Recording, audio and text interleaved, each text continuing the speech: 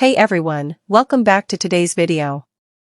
In this episode, we're looking at a sovereign citizen courtroom case involving a man already serving a 120-day jail sentence. But instead of waiting it out, he allegedly tried to flee from police and ended up adding two separate felony charges to his situation, each carrying serious consequences. Sometimes the decisions people make only make their problems much worse. So, let's get into it. All right, court's going to call a group of cases, All People versus Matthew Kafoury, 25T53, 24T75, 24T392, 24T368, 26CR10, 25M153, 25M154, 26CR5, 25T108, 25T233, 24T275, All People versus Matthew Kafoury. Counsel? Catherine Decker for the people. And Your Honor, Daniel Gagarin from the Public Defender's Office on behalf of Mr. Kafoury on all cases today. However, Mr. Kafoury, as I informed to court staff, Mr. Kafoury did indicate that he wishes to waive counsel. And so Also had at some point, and it's hard to keep track of with all these cases, ADC appointed on some of them. Do you know, Jetta? I'm asking you a tough question. All right. We did have ADC on some cases. It looks like at one point it was Jeanne Villalobos. They're actually on the docket with her name, the ones that have them. Do you want to see the docket? Yes, thank you. Actually, I've got mine. All right, Mr. Gagarin, that's your understanding is Mr. Kafoury wishes to waive his right to an attorney today? that is my understanding, Your Honor. I have been appointed to the two felony cases. I thought Ms. Lyle had been appointed to all the misdemeanor cases. But Mr. Kafoury informs me that he wishes to waive counsel on all of his cases. And so I discussed with him the advisement that the court would go through for that. All right. We're going to start, Mr. Kafoury, and just advise you, I know we've gone over this for a number of these cases. Two of these are at least your first appearance on these cases. You do have the right to remain silent and do not need to make any statement. Any statement you do make can be used against you in court. You do have the right to be represented by an attorney throughout your case. If you cannot afford to hire an attorney or you remain in custody, you have the right to ask the court to appoint one for you. Any plea you enter must be voluntary and not the result of undue influence or coercion. You have the right to have bail set in your cases. You have the right to have a jury trial.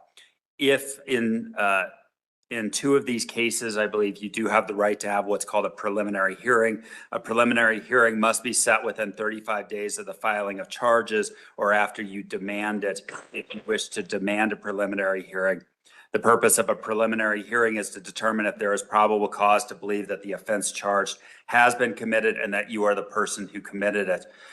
From this point until final action in your cases, you are prohibited from harassing, molesting, intimidating, retaliating against, or tampering with any witness to or victim of the acts charged. If your cases involve domestic violence, you're prohibited from having contact if already ordered.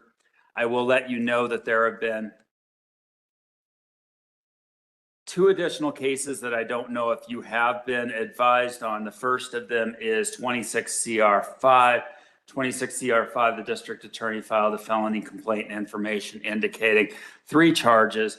Count number one, vehicular eluding, a class 5 felony that on or about December 29th, 2025, Matthew Mark Kafoury, while operating a motor vehicle, unlawfully, feloniously, and knowingly eluded or attempted to elude Jonathan Roy and or Austin Minicho Sikora, a peace officer also operating a motor vehicle, when the defendant knew or reasonably should have known that he was being pursued by the peace officer and operated his vehicle in a reckless manner. That carries a possible penalty of between 1 and 3 years in the Department of Corrections. Count number two, driving under restraint. On or about December 29th, 2025, Matthew Mark Kafoury unlawfully drove a motor vehicle upon a highway with knowledge that the defendant's license or driving privilege was under restraint in violation of sections 42.2, 138.1A, carries a possible penalty of up to $100. Count number three, reckless driving. On or about December 29th, 2025, Matthew Mark Kafori unlawfully drove a motor vehicle or a low-power scooter in such a manner as to indicate a wanton or willful disregard for the safety of persons or property in violation of Section 42-4-1401 CRS that carries the possible penalties of up to $300, up to 90 days in jail, or both. In 26 CR 10, the district attorney filed a felony complaint and information in that matter, alleging 3 charges. Those 3 charges read the same, but they indicate that they were on January 14th. Count 1, vehicular eluding. On or about January 14th, 2026, Matthew Mark Kafori, while operating a motor vehicle, unlawfully, feloniously, and knowingly eluded or attempted to elude Deputy Brett McWilliams, a peace officer also operating a motor vehicle, when the defendant knew or reasonably should have known he was being pursued by the peace officer and operated his vehicle in a reckless manner in violation of Section 18.9116.5 CRS. And then, like the other charges I read to you, it also includes a count of reckless driving and a count of driving under restraint, both alleging that it occurred on or about January 14th of 2026. Do you understand the charges in those 2 cases as I've read them to you?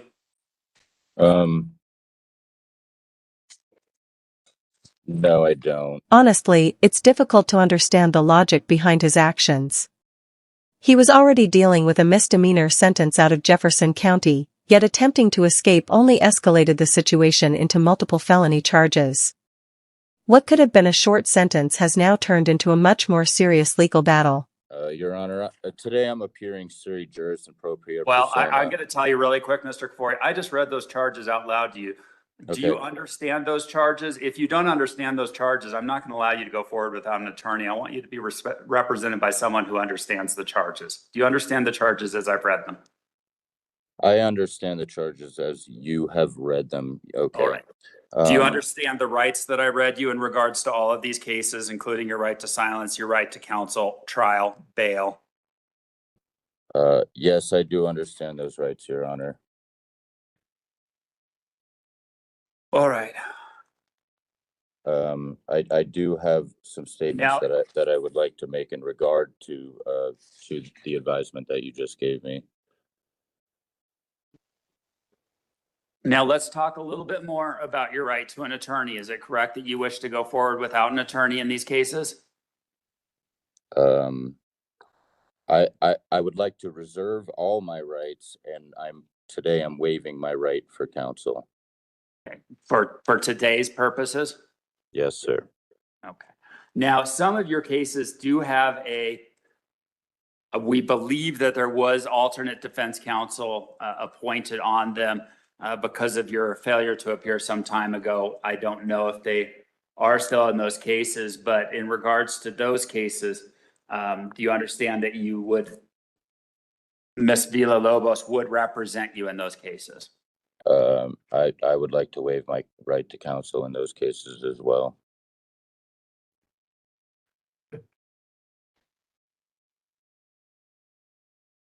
Understanding that you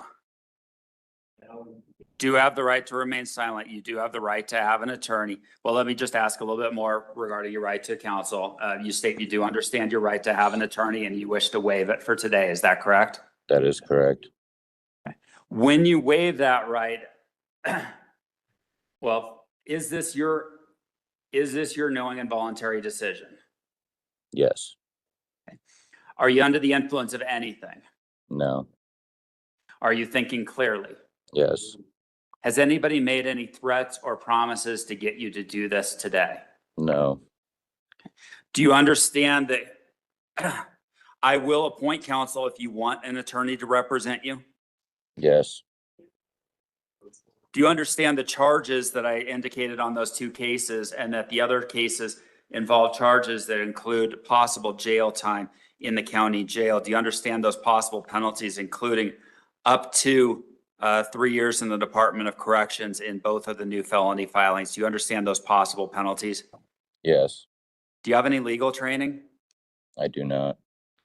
No How formal far have you training. gone? How far have you gone in school? I have a high school diploma. So, you can read and write, but that alone doesn't make someone qualified to defend themselves in court. There's a reason trained attorneys spend years studying law and courtroom procedure. Choosing to ignore professional legal help while facing serious charges is rarely a smart move, especially when the court process becomes more complicated by the minute. Do you want to speak to the public defender any further before you make this decision here today? No, I don't. Do you understand criminal law is a complicated area and that an attorney trained in this field could be of great help in preparing and representing your defense? Yes.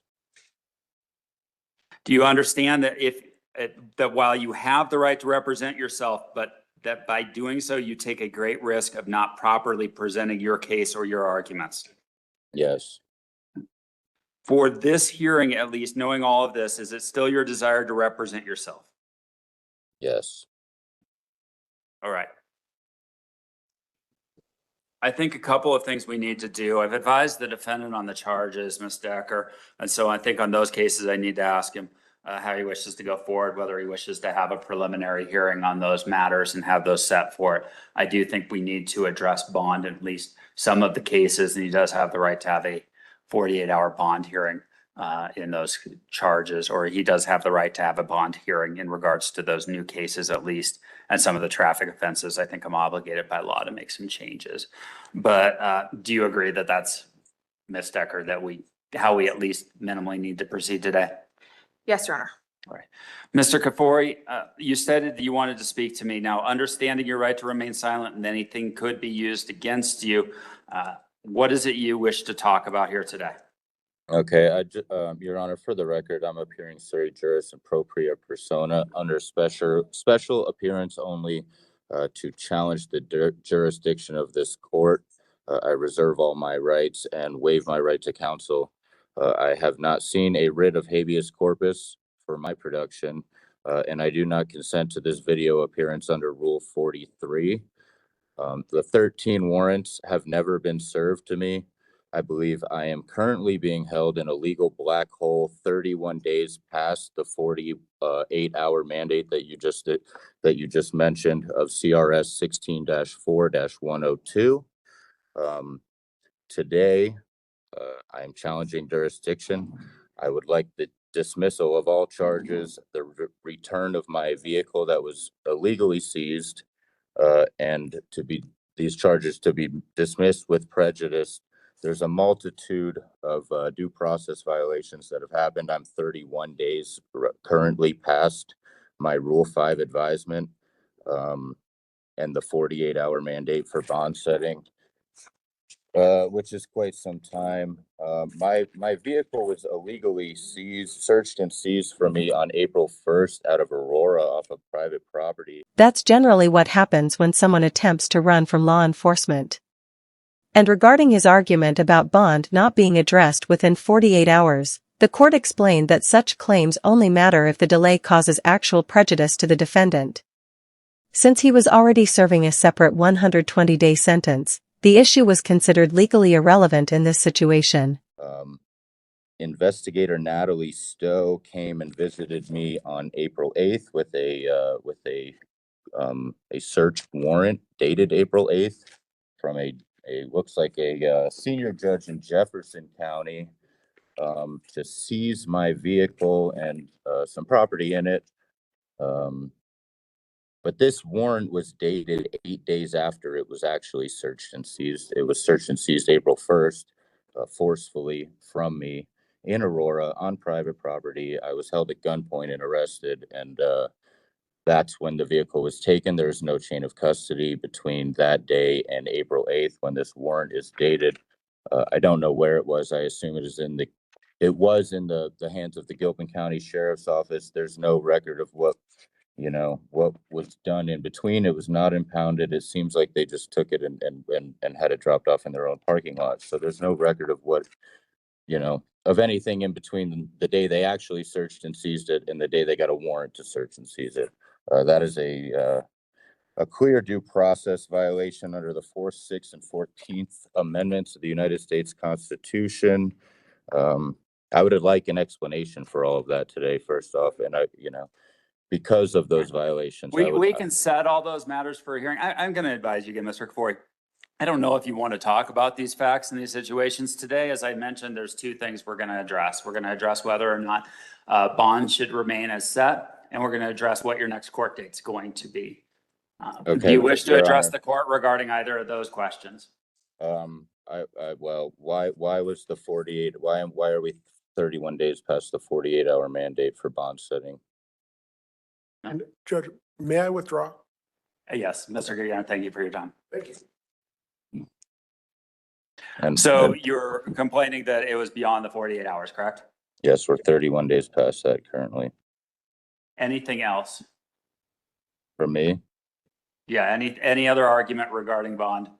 well, I'm challenging that the court has no jurisdiction. I said that I do not consent to this video appearance per Rule 43. I have a right to be there in person. And I would like the immediate release of my vehicle that has been stolen from me. All right, I don't have any authority over that. I have authority right now over these criminal matters. Okay, I would like an explanation why there's a 31 delay on my bond hearing and my Rule 5 advisement pursuant to CRS 164102. Asked and answered. Ms. Decker, any position regarding bond or anything you wish to advise regarding bond? The people's request would that the bonds remain as set. I believe they're $25,000 cash only with these numerous cases to include these two vehicular felony eluding charges the defendant presents as a community safety risk. So that's the position on bond. And we would ask to set for preliminary hearing. Review the cases. I don't necessarily know why there's been the delay, but the statute regarding the 48-hour bond hearing requires it to be within 48 hours, but it does not provide any sort of remedy if it is not within 48 hours. The court then needs to weigh several factors, including the safety of the community, the other principles and factors for bond, the reasons given or not given for why that was not complied with, as well as any prejudice to the defendant. I'll note that at the time, a request for a virtual writ was issued on Mr. Kafori's behalf by his attorney through the public defender's office, and that's why we're here today with that virtual writ.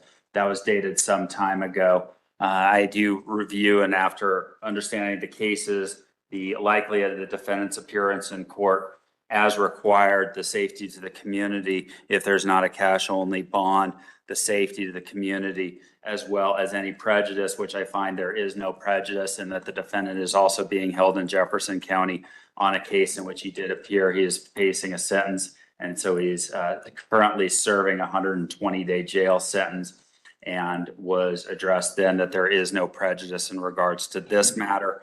I am going to deny modification of the bonds on the 26 CR 5, 26 CR 10 case. Those are the largest of the two bonds.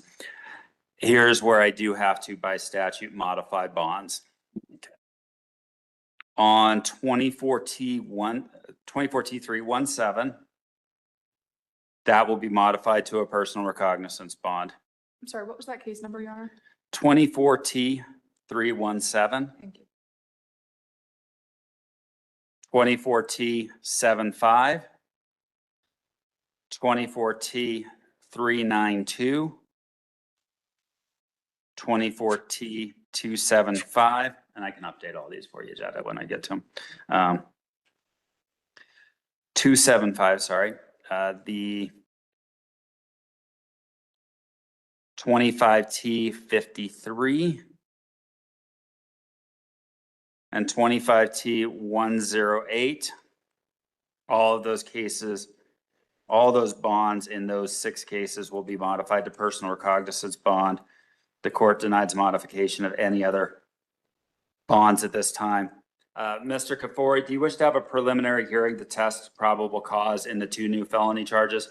Your Honor, I am solely here to challenge the jurisdiction of this court. That's all I'm here to do today. Once jurisdiction is challenged, everything else really needs to be put on hold. And the due process violations are unconstitutional. The court finds that it does have jurisdiction over these cases. These cases were filed here. Affidavits and arrest warrants were issued out of this court. The court finds probable cause and does have jurisdiction. Your next argument? How does the court can determine its own jurisdiction? Is that correct? No, I made a factual finding. I have jurisdiction and I made so in each of those cases. Okay. Do you wish to have a preliminary hearing? You must demand. You said you didn't want to waive any of your rights. What I'm going to do is I'm going to set you for a preliminary hearing.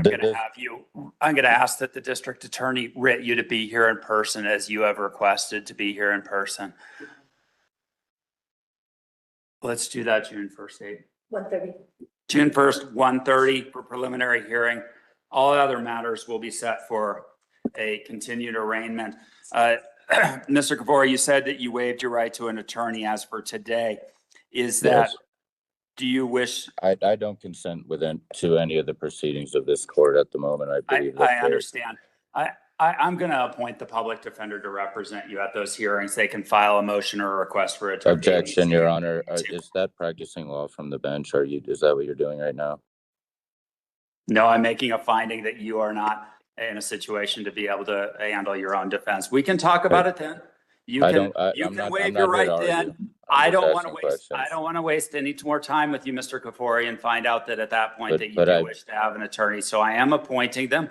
They can file any sort of So you're practicing from motions the bench regarding that prior to that hearing. So at the the June 1st hearing, we will see you at that time. June 1st, 1:30. That nothing changed, but nothing changed with my capability between 10 minutes ago and now, just for the record. So you determined that I was, able to represent myself about 10 minutes ago, and now you're not. So You told me you wish, Mr. Kafori, you told me you wish to represent yourself for purposes of this hearing, and you did not wish to waive any other rights. Yep. So for purposes of this hearing, I allowed you to represent yourself. We'll make that decision at the next hearing if we need to make that decision at the next hearing. Okay, and I'm requesting that the court approves jurisdiction over this matter. That has to be established. I have no proof requirements. However, we are setting this for a preliminary hearing. The district attorney does have has to meet a burden of proof. That's their job, not mine. Thank you. Okay. We'll see you on January. We'll see you on June 1st. What's that? I said I'm glad that we established it was incumbent upon the district attorney and not yourself. Thank you. At this point, the issue of jurisdiction seems pretty obvious. He's physically inside the courtroom, appearing before a judge while wearing jail clothing, yet still attempting to argue that the court somehow lacks authority over him. And if he believes these arguments will pause the case, he may end up spending even more time behind bars waiting for the court process to continue. Anyway, that wraps up today's video. It looks like you'll probably be seeing this defendant again in the near future as the case develops further. If you enjoyed the video, leave a like. If not, feel free to dislike it. And don't forget to leave a comment and subscribe with notifications turned on so you don't miss future uploads.